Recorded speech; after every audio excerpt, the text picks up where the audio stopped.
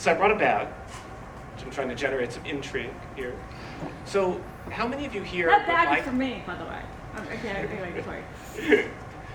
By the way, it's a coffee bag. It's coffee. How many of you here would like to have more women CEOs? Raise your hands, don't be shy. Or women senior leaders, right? And we struggle with this, it's not easy. And that's one of the things that brings us here today, is we'd like to see more women in leadership positions. So the question we have to ask ourselves is, well, what can we do? It's not good enough to throw your hands up and say you could do nothing. It's not good enough to say it's too complicated.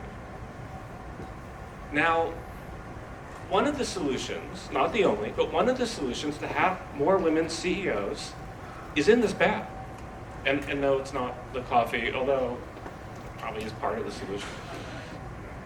No, it turns out it's this. It's this ball. By the way, I stole this from my kids.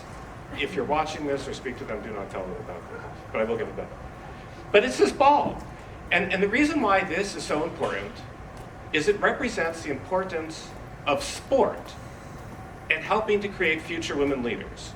Now, I know it sounds trite, but this is actually evidence-based.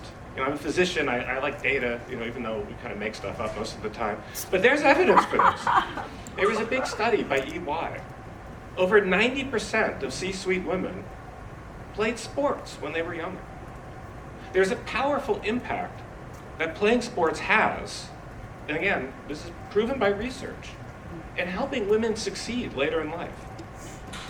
And it may be partly due to helping to promote toughness, Rosemary was talking about that, or resilience, knowing how to work in teams. Everybody knows how critical that is, and that isn't a skill that you naturally have. Or how to take a loss. You know, I like to tell a story. I've got two 9-year-old girls of my own. And I remember when we first started playing board games. Any of you all play board games with your kids? Was that a good experience? When they were young, be honest. Good? All right, well, maybe you had a different experience than I.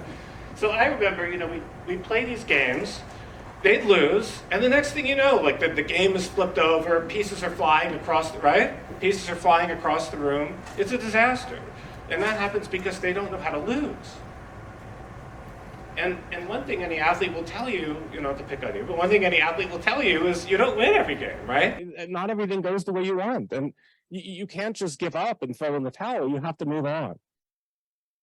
And so that's one of the key messages that we get from sports. And it's a message that we want to impart onto our girls. Now, I'm in the process of writing a book. It's From Soccer to C-Suite, the sort of premise of this meeting. And I've had the good fortune of interviewing a lot of women's CEOs. And I asked them, you know, what was important for you? I like asking people stuff, because I try to copy. And I said, what was important to you? Like, what helped you grow up? What helped you be where you are today? And so many of them, of course, said sports. And one of them told this story that I want to share. She's a high-level media executive, near the top of the media world. And when she was younger, she was a wrestler. She was good, you know, and so it turns out, you know, prepubescent girls, they're just as strong as boys, and often they're taller. So younger girls can wrestle really well and hold their own with boys if they choose to do that. After puberty, it's a little bit more difficult, but before puberty, if girls want to go for this, they can. And she was a wrestler. She was really good, and she won a lot. And she had some brothers. And then one day when she was in 3rd grade, and she was really proud of this, it kind of defined her. But then one day when she was in 3rd grade, her brother said, you know, wrestling isn't for girls. Wrestling it's for boys. Wrestling is for boys. So she heard this, accepted it as true, and gave up. And I can't tell the story as well as she can, but this had a huge life impact on her because she thought about this over and over as she grew up, and she realized that she gave up a main part of herself because she was told this isn't for girls, this is for boys, which is tragic. Now, of course, it's not to say that sports are the only thing that matter. There's obviously other things that matter. And so the goal of these conferences is to find innovative solutions that could help girls succeed. And sports obviously are a big part. We've heard a lot about the value of sports, but it's not the only thing. Early leadership, STEAM, any kind of thing that gets people involved, even politics, entrepreneurship, all of these things they're avenues that we should be encouraging girls to do. And so I want to close with a success story that we've already had here with our organization. So this is actually the second conference. This is the second. Our first one was in Atlanta. And so in the Atlanta conference, we had a similar thing. Sheila was there. She could tell you about it. And what we did is we had a lot of local philanthropists there. We had a lot of people, teachers, educators, government officials, a lot of people who really care about the community and are personally involved with it. And one of the stories we'd like to tell, and the kind of prototype of this whole meeting is, imagine there's a second grade teacher. She works with kids. She's done it for years. She knows kids inside and out. And because of this, she has this great idea about how to help kids succeed.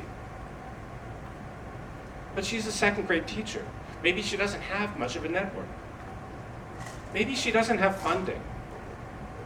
She may not have experience in how to start a company, with accounting, with legal assistance. So what do you think is probably going to happen to her great idea? It will go to waste, because she may think that I can't do it. So the goal of these is to try to find people like that second grade teacher, people who want to help the community, people who have good ideas, and connect them with people like those of you in this room who know how to start businesses, who know how to raise money, who know the accounting or the legal aspect or the communications aspect, to make sure that that idea can take flight and help girls all across the country. So that is the goal of the From Soccer to C-Suite conferences. And that's why Rosemary and I are thrilled that you're here. And we have some great speakers coming up after a little break. So I apologize because I'm keeping you away from the break. But we're thrilled you're here. And we see so much potential in helping girls succeed. And let's take it on forward. Thank you.